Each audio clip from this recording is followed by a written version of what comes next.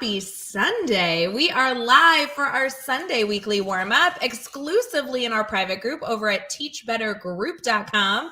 My name is Ray Hewart. Brad Hughes is on vacation, but we have an extremely special guest that I know many of you have been very, very excited to hang out with. Please feel free to jump in the comments and let us know where you're watching from today. Also, this is a perfect time to tag your friends. Let them know that you are tuning in to this evening's show to set you up for a good week ahead. We'll be right back.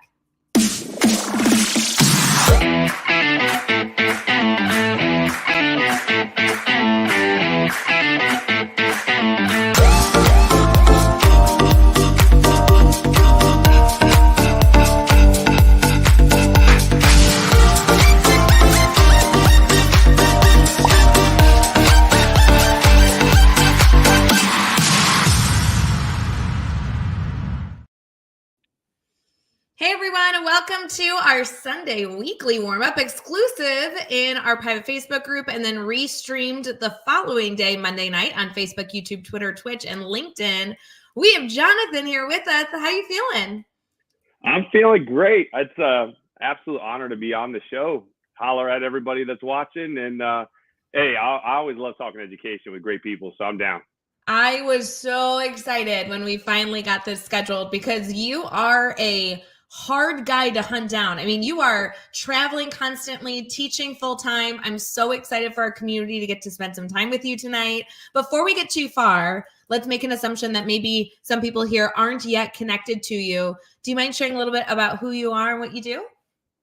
Yeah, Jonathan Alsheimer, teacher, father, husband, author, speaker, the works. You can hit me up at jonathanalsheimer.com or at Mr. Alsheimer on all social medias. But just a quick version, the Cliff Notes version of me. I've been in education for about 14 years. And, my whole jam is like making school fun for kids and having a good time in the classroom, trying to like look outside the box to make things engaging. And one day I had a guy who's in the speaking business pop into my classroom, and he was like, man, this is cool, man. Like, and I had no idea who he was at the time. We're great buddies now. And he's like, you got to start presenting this stuff. And it was interesting he said that, because I started writing a book. Like, I just think I feel differently about education. We're talking about today. And did a breakout session in Florida. Next thing you know, people liked what they saw. It was engaging to them. It's exciting. And my whole thing is like, I'm a passionate person, especially about everything that I love to do, but especially education. Like, I'm just passionate about it. Want to give teachers the tools to be successful. And so that's who I am in a nutshell. I love it. There are so many more things to dive into, but for those of you who have not connected with Jonathan, this is your time to like make that happen. I have not only purchased and read your book, and also I've seen you keynote, and you are a powerhouse. It doesn't matter what stage you're on.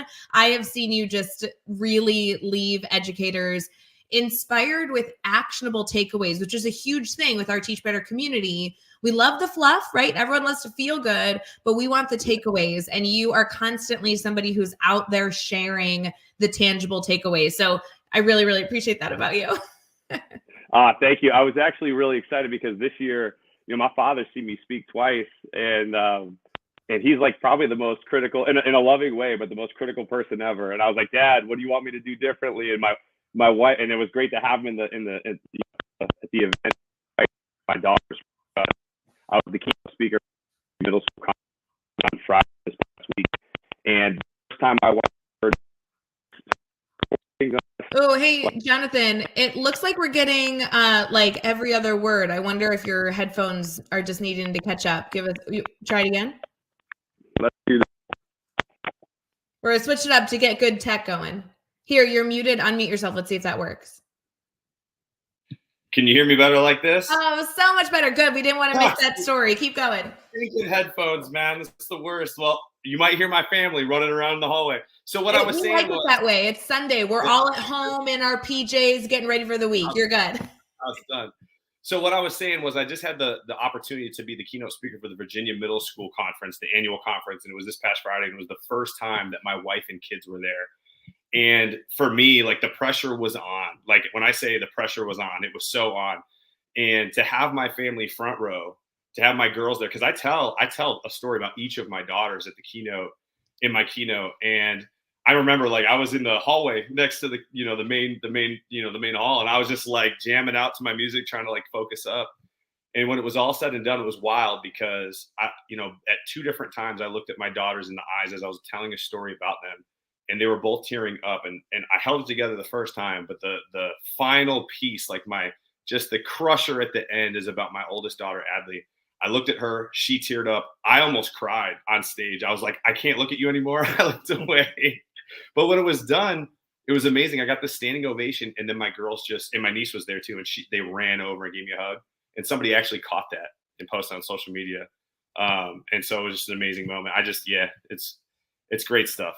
Oh my God, I love those moments. And that's actually what I feel like makes a good educational speaker, educational coach, educational keynote, is that real element. You want to bring the humanity, the authenticity. And I've seen that from you in many, many interviews I've watched you do, and hearing you do a live keynote. I mean, I think that's what makes you such a desirable educator to be connected with, because it feels like a real conversation. It doesn't feel like a gimmicky thing. And so it's awesome that you're able to keep this up and that people are getting the feeling and the impact that you want out of those experiences. For our people here who may not know the type of work that you're most passionate about, without going too far into it, because we'll go into that as we get into the interview, but Sure. what do you feel like is like your go-to topic? What do you turn to when it's like, we want to hear what you think? What's the soapbox topic? Yeah, I'm really big on like two major things. So, and we'll dive into all that, but climate and culture, and how teachers are the driving force of school culture. And, schools move in a forward trajectory only because of the people that walk the halls each and every day. Leadership's key. They can make or break too, but it's really the teachers. That's number one. Climate culture is huge. But then number two is, giving teachers what they need, the tools and the ideas to enhance student engagement. Also, and I'm going to lump in like building relationships, because one of the things that I'm really big on too is like, you got to have that relationship piece with the kids, but a lot of times it's like, how do I do that? So you can do that in an engaging way. And so it's all about, for me, it's like giving teachers the ideas, like here's an idea, gamification, AI, like all the things to kind of take the weight off of teachers, because this is the toughest time in education, in my personal opinion, that there's ever been. Yeah. So climate and culture, all stuff, no fluff. And then enhancing student engagement, again, all stuff, no fluff, real ideas that people can use and walk away with. Practical stuff, like practical things, not like I got to spend 4 hours developing something, like something that I can use, modify to meet the needs of my kids. Oh, it's so good. Friends, you have so much in store. I'm so excited for this conversation.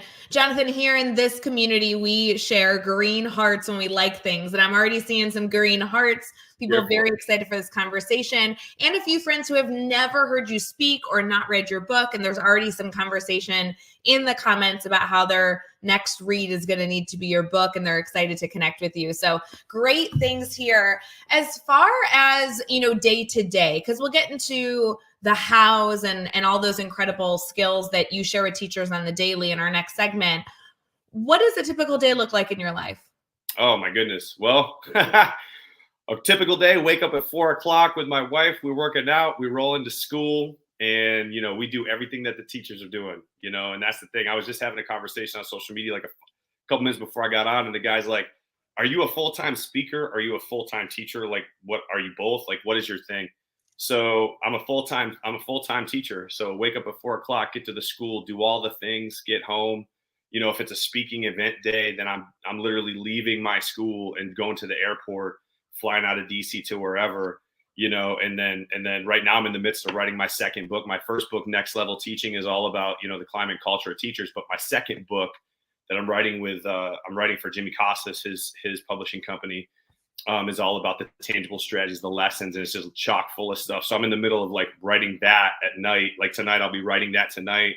I'll be writing it on the plane as I head to California in like 2 days. Like it's just one of those things. And then in the meantime, like for me, and if anybody that follows me on social media, like you will see this, for me, it's about being a good husband and a good father, and someone that my kids hopefully can look at and say, hey, my daddy worked hard. He loved his mama, or he loved he loved his wife, their mama, and built a good home for them. So for me, it's a lot of things, but I got a really good support staff. My wife, I have to shout her out like 14 times.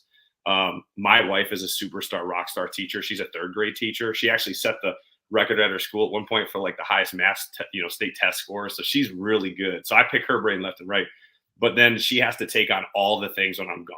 And man, half the time I'm like putting lunches together. Like if I have to do it by myself, I'm like trying my best, and she's just like making it look like it's so easy. So it could not be done without her. And then I got two amazing little girls. So no, but that's the best. I mean, to live this lifestyle, you have to have good people surrounding you, not only to help with the stuff, but also I love that you're talking about picking her brain, because more educators, more great educators that get together and talk shop, the better we all are. And you have two under one household, which is so exciting. Yeah. And I'm going to say this, I got to throw this in here, this plug. I always say, like, I hate when people are like, do you come up with everything? Or, does a teacher have to come up with their own ideas? I think this, if you're as a teacher, if you don't steal from other teachers, like, you are doing it wrong. Like, you're doing it so wrong. Like, if you think I'm making up all my ideas, no, I might make them a little different. You have to modify and differentiate everything. There's no like, I'm going to take your idea and hit the play button and go sit in the corner. But like, you can steal from everybody, and it doesn't matter the grade level. It doesn't matter the subject. Like, steal, use, make it better. Right. Mm-hmm. And so, yeah, two great educators. I steal from her all the time. I'm not going to lie. That's the best, though. That's how it should be. I couldn't agree more. We're always encouraging our community to share resources, talk through ideas, and steal from one another so that we can all be better for our students. So I love this. Comments are already eating it up. I got two questions for you. Yep. One is very selfish. Where are you going in California? Because I'm going next week too. Yeah. So this is a return trip. So I'm going to a school called Tumbleweed Elementary School, which is like north of LA by an hour. And it's pretty cool because I was there 2 weeks ago doing my keynote for their staff, and I'm going back for a workshop. And they have no idea what they're about to get themselves into. It's going to be awesome. But they're like an hour from the coastal highway. So, you always see it on the movies, like people driving down the coastal highway. And I drove into Malibu, and I was hanging out at Malibu in a suit. Like, I didn't look the part. I didn't feel the part either. Because I went in to buy a T-shirt for my wife, and it was like an $85 T-shirt. Of course. And I was like, I can't do that. Then I went to get a sweatshirt, and it was $155. I was like, I'm in the wrong place. Yeah, no way. I will say, I don't know how long you're going to be there or when you're there, but I'm in LA Thursday, Friday, also working with a school. Awesome. Where are you going to be? What school? There is an incredible charter school that we're working with over there that we love, Larchmont. They do great work. And so go figure, we'll be on the West Coast. I am unfortunately also staying it's like a 7-day trip because we're working with the school Friday. So you fly in Thursday, whatever. And then we're working with another school Monday, Tuesday, the following week. But that one is in Yosemite National Park, which is going to be so different from LA. I cannot wait for the West Coast vibe. So, hey, I'll see you in the airport, give you a high five. Yeah. Sounds good. The other thing I know our community is wondering, rather than your travel schedule, that's totally a personal question for me, but is how you manage it all. I'm sure people ask all the time. And I know we have to get this one done. Otherwise somebody in the comments is going to be like, Jonathan, how do you do it? But it's true, right? You're a busy dad, a busy teacher, a full-time husband. And now you're talking about writing a book, which people are so excited for the second book and couldn't give you a better, celebration for the publisher. I know that that's going to be awesome with Jimmy Casas, but think about everything else. How do you handle it? That's a great question. I've had that asked a lot, and I've answered it a few different ways, but sure. It's really just comes down to, I just feel like I have a drive to, I've always grown up I never knew what I wanted to do as a really young kid, but I knew I wanted to make a difference in the world. And I've always had a fire and a drive for that. And so really what it comes down to is a couple of things. Number one, I just want to make the world a better place, by my actions, by my character, and by the work ethic that I put out there and the stuff that I put out there. For me, when I'm doing a workshop or I'm doing a keynote or I'm doing all this work, I literally almost every time I start with this, if it should have been an email, it should have been an email guy. Don't bother me with somebody that's going to be like, I'm not here to just hear some words. I'm here to learn something. I'm here to be motivated. I want to walk away with stuff that's going to make me better. And for me, I can say, when I say that, I say, I'm leaving my 2 kids. And oftentimes they're in tears when I leave. So if I'm leaving, I'm not wasting your time. So don't waste mine. Let's get after it. And so there's just a drive there. Additionally, with that, I have like I said, a great support staff. Like this, it can't be done without that. And to have like 2 little girls, when I leave, they know like they need to be taking care of the house while daddy's gone. My wife's fantastic, but it's just, I have a mission. My life is not about like waking up and just getting a paycheck and going to sleep. It's about waking up and making this world a better place. And I see a lot of struggle in education. I grew up, both my parents were teachers. My wife's a teacher. Like I'm born and bred in the game of education. And so for me, I see not only the stress I've gone through with like lesson planning or these different things that we've all dealt with, but how can I fix that? How can I make it better? And by no means am I perfect, and no means am I going to have all the answers, but I'm going to do my best.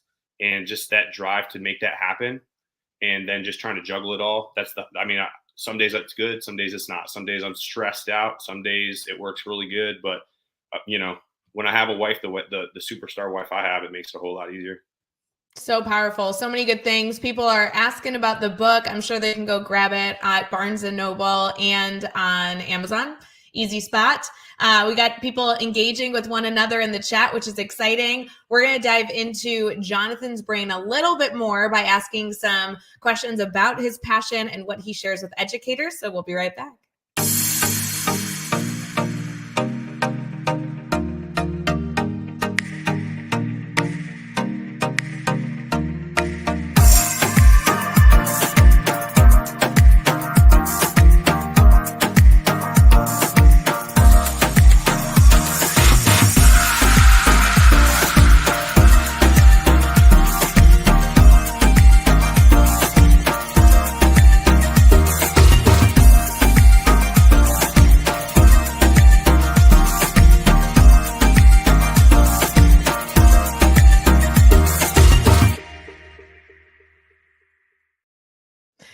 Hey everyone, thanks for sticking with us. We are currently enjoying our Sunday weekly warm-up, getting you ready for the week ahead, and we have Jonathan with us.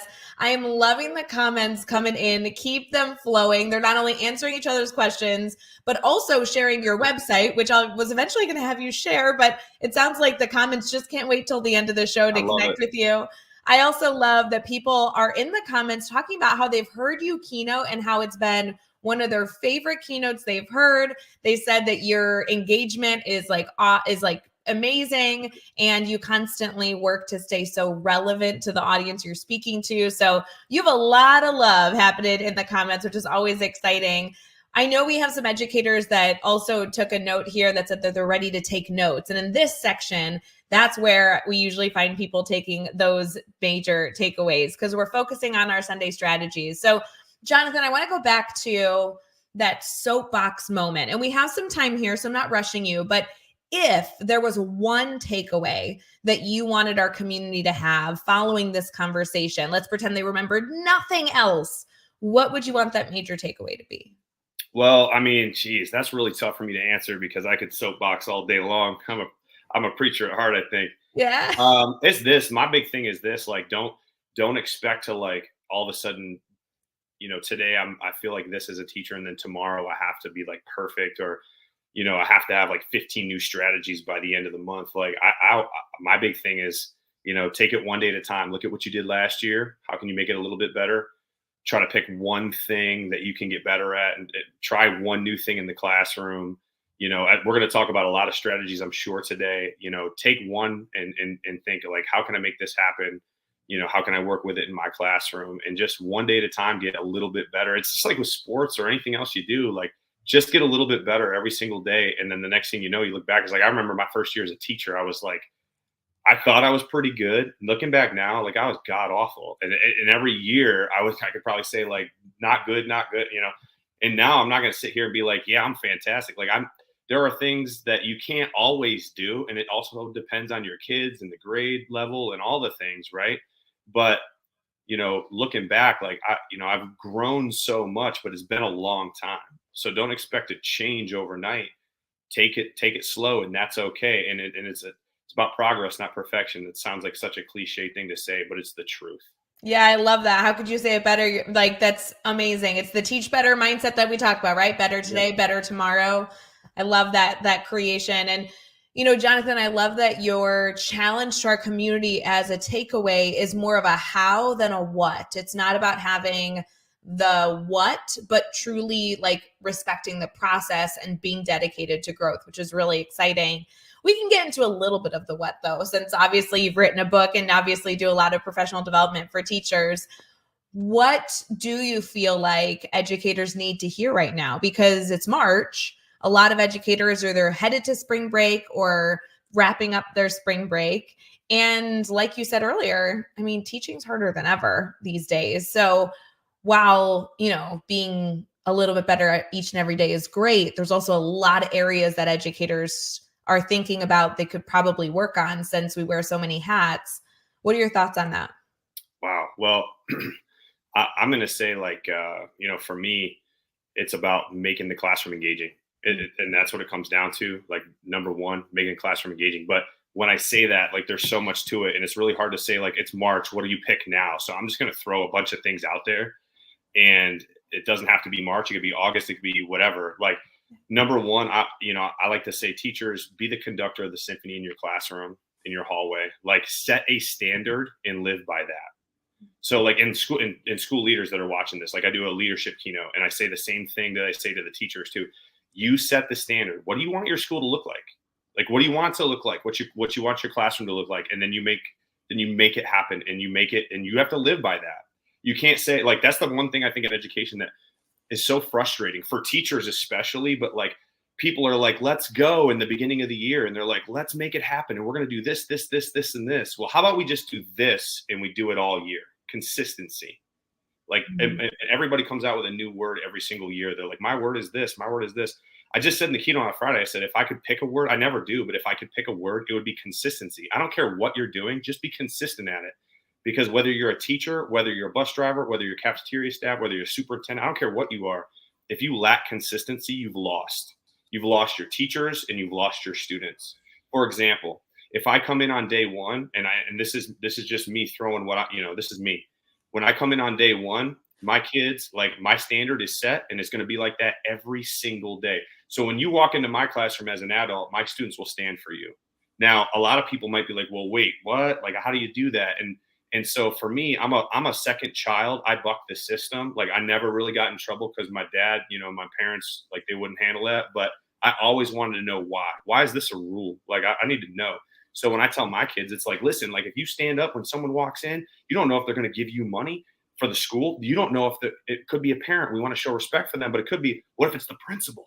Oh my goodness. Can you imagine what the principal is going to think about our classroom or you specifically? What if you've been deemed a troublemaker, maybe you're whatever? It doesn't matter. Like, you want to impress the people that come into this building. So stand up for them when they walk in and watch their faces. And inevitably the kids, I'll like tell teachers or principals, hey, come in at my classroom at such and such a time. Let's test it. Because the more you practice it, consistency, the more it becomes routine. So people would come in, kids would stand, the people would be like, whoa. And then the kids would be looking at me like, yeah, Mr. You see that? And so they're locked in. Then it's like, what else? What else is the standard? Yes, sir, no, sir. If you don't know how to get a pencil, this is how you do it. All those routines are in place. Then after that, again, consistency. I'm consistently going to try and build relationships with my students. And there's going to be kids that want nothing to do with me. And there's going to be kids I can't build a relationship with. But that doesn't mean I don't stop trying. I am going to consistently try to chip away at that ice. And I might do that through saying a joke of the day. In my classroom, I have a Mr. Alsheimer story of the day. And if I don't tell it, the kids are like, Mr. Alsheimer, you owe us 2 stories today. Like, give us something, right? And so that's a way to build relationships with my kids. Additionally, I use that as an engagement piece. There's a lot of research that shows, like, if you get kids laughing or whatever, like, all of a sudden the endorphins in your brain are kicking in, and now they're more willing to collaborate with each other. They're more willing to talk during group work or to participate when they normally won't, right? So in this case, when I do those small things, like, that's not just like I'm not winging it. Like, I've already thought of these things ahead of time. And if it doesn't work, and there's times where I have a class that, like, maybe that doesn't work, so I'm going to try another avenue. And as it relates to engagement, again, consistency. I still do video card thing. I still do the worksheets every once in a while. I still do different stuff. But how can I get kids up and moving? How can I turn a worksheet into an activity? How can I take a thing I did last year? I'll tell you what, like I'm going off on a tangent here, but I did a thing. I did sketchnoting with kids, and I was teaching them the kids who like, I can't draw at all. My daughter's fantastic. But I was like, use the computer and trace it. You got the idea. You might not know how to draw it, but you got the idea. And I'm going to have you create a study guide. So I look at your study guide and I can see it all. What if I'm a ESOL kid and I can't read it, but I can see it, right? Well, this year we took it a step further and it's like, all right, let's use AI. And all of a sudden the kids were like, Mr. A, I literally just want to play on AI. And like, they love like building images. Like you type in a sentence, and in my workshop, I actually have it up on the board. We did this as a class. It was like, it was on Canva. I hit the AI generator button and I was like, and there's a ton of apps you can use, but it was like cowboys in the Great Plains with a sunset, because they all know Mr. Alsheimer loves sunsets, right? So all of a sudden this awesome thing pops up and they're like blown away. It looks so real. So now they're building using tech. Now they're building sketch notes. Now they're building creative writing.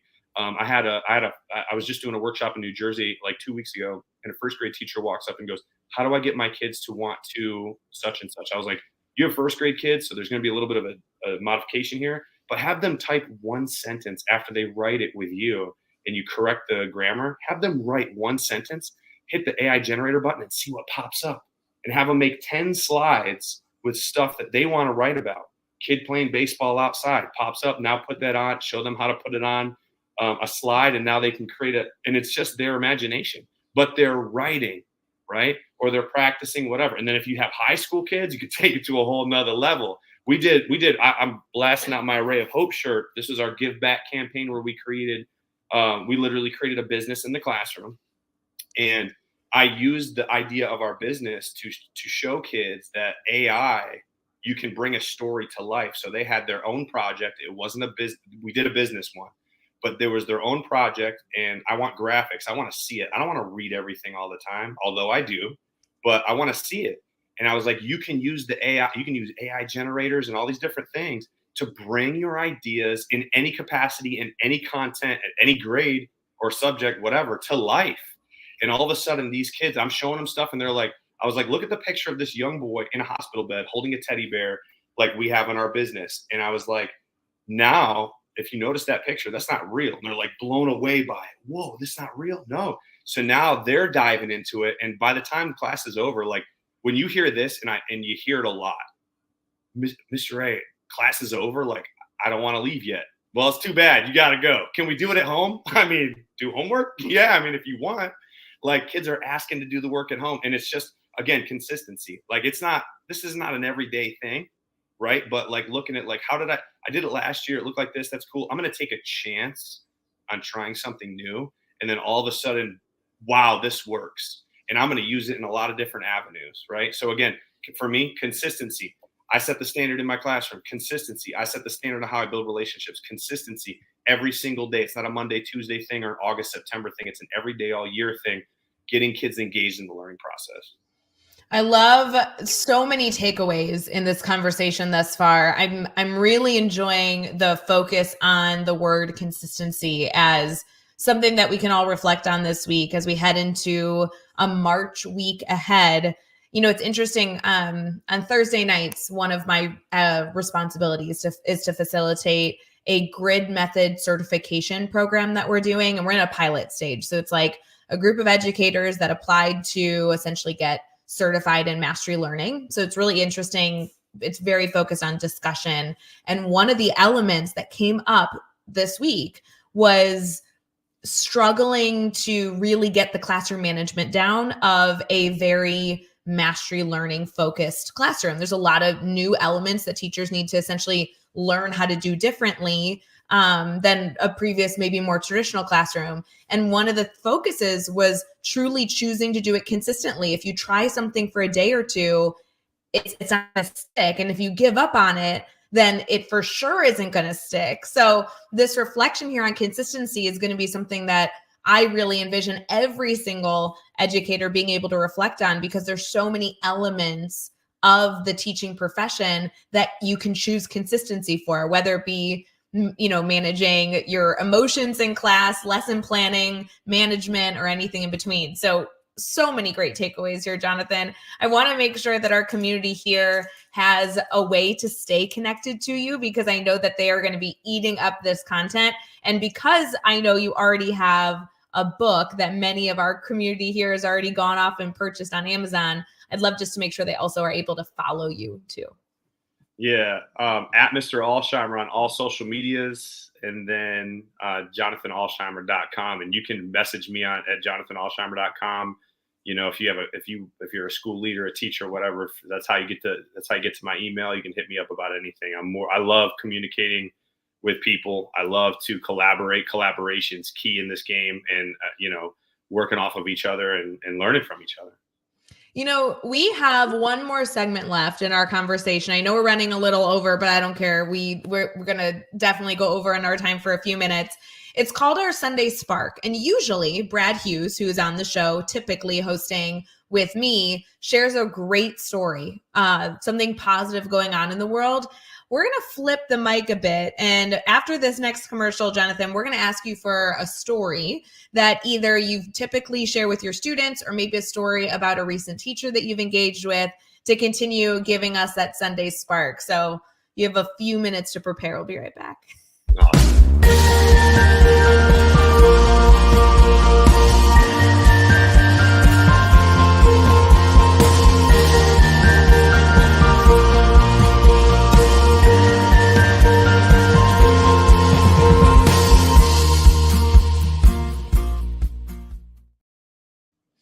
Hey everyone, we are wrapping up our Sunday weekly warm-up, but we are here for our Sunday Spark, which is a very fun time every single show where we share something positive happening in the world. We are flipping it to Jonathan to share some thoughts on what spark we could wrap up our show with. Anything come to mind that you want to celebrate? Something wonderful in the world that we want to give a shout out to? Yeah, well, I'm going to say this. I'm going to keep it local, if that's okay. Please. And I have to share this because it just happened this past week, and it's this. One of the things that my school did, and there's a whole story behind this, but and I'm wearing the shirt for a reason, and it's not even, hey babe, my girls are all saying goodnight, but it's and actually it's something that's happening in a local elementary school, and of course I've talked about my Ray of Hope thing, and it's a project. For those that don't know, it's a project where it was a class project where we created a business around raising money for buying toys for kids in the hospital over the holiday break. And it was a massive thing. And the story stems from my daughter was in the hospital, and she got a hospital box with toys from a family that donated it because they lost their son in a tragic accident. So rather than delving into or dwelling on the negative and why this or whatever, they decided to make something better happen in his name. And then my mom passed away from cancer. Her name is Kim Ray Alsheimer, and she was a first grade teacher. And so we changed the name of the project that was originally From Kids to Kids to a Ray of Hope. And then now it's gone national. There's schools all over the country doing this. And it's literally, you don't have to buy anything. You literally just raise money, buy toys for kids, and make somebody's day at your hospitals. And so I'm going to throw a few things out there that are related to this because it's a feel good story, right? We just had a school in Chicago, in the Illinois area, Chicago area, where their high school student council did 85 boxes to the local pediatric unit. There was a school a month and a half ago in Orlando, elementary school, that raised enough money to do like 30 or 40 boxes for the local cancer ward for the pediatric unit. And then my daughter's school, so this is all over the country. My daughter's school, I spoke at their school this fall, and their guidance counselor was like, I want our kids to do this. And so I just met with their school, their team, and the PTA, and they're going to actually run this through their elementary school and give boxes to our local hospitals as well. And it's just an amazing thing because, here's the truth of it. It's about empowering kids to realize their full potential. And whether this is something that started with my students, but the fact that whether it's my daughter's school or another school, to see kids build something that they didn't realize that they could build, and to give back in a way that's it's just teaching them empathy, but it's teaching them that in a way where they're realizing something like, man, we did something big. It wasn't like somebody gave us the money or gave us the resource and we just took it to the hospital. Like, they may have given us the money, but we We did the financial sheets. We found out which things were the most money. We did the flyers. We did the this. We did the that. We put it all together. We packaged it. We bought the stuff, and then we put it together and took it to the hospital. And there's so much power in that. And so I'm really excited for my daughter's elementary school to take this project on, to make it happen and to make a difference in the community. I wish of all things, I wish that teachers in schools would stop with this idea of school is just about passing tests. If you give kids a reason to show up and you focus on effort and attitude and studying, those test scores are going to go through the roof, not because you push test scores down kids' throats, but because you give them a reason to show up. And when you give kids a reason, something like this, they're doing something massive. Now they're connected with their math teacher in a way that they weren't before. Now they're connected with their whatever teacher in a way they weren't before. And now they're showing up and they're connected with their school in a way that they weren't before. And you're going to have more parent participation. You're going to have more community participation. And you're going to have kids that are showing up. I've had kids that were like showing up with smiles, asking to stay. And that's going to be something that they're going to remember for the rest of their life. And it happened at our school. If we just give kids a chance to make a difference, oh my gosh. And you can rope in all the academics with the writing and the math and the things into the project. But at the end of the day, it's about making a difference in the lives of our kids by giving them a chance to build something special in the community. So many good things here. And Jonathan, that was the perfect way to wrap up this show. I'm so excited for our community to connect with you and support the work that you're doing, whether it be in the classroom as an educator, in the incredible community you've built of your professional learning network, supporting educators through professional development opportunities, and everything in between that you are working on. So I really, really, really appreciate the time. Thank you for coming on the Sunday Weekly Warm-Up. That was a blast. Thank you so much. For everyone here, we hope you have an amazing week ahead. Connecting with Jonathan is only the first step. Feel free to go grab his book. And hey, it sounds like you might even want to bring him out for a keynote. I can recommend it. If anyone needs like a letter of like a reference, I'd be like, yes, he's a great keynote. Bring him out. I am excited for you guys to continue this conversation off of our live stream, but we hope you have a wonderful, wonderful week, making a huge impact on students. Have a great night, guys. See you later.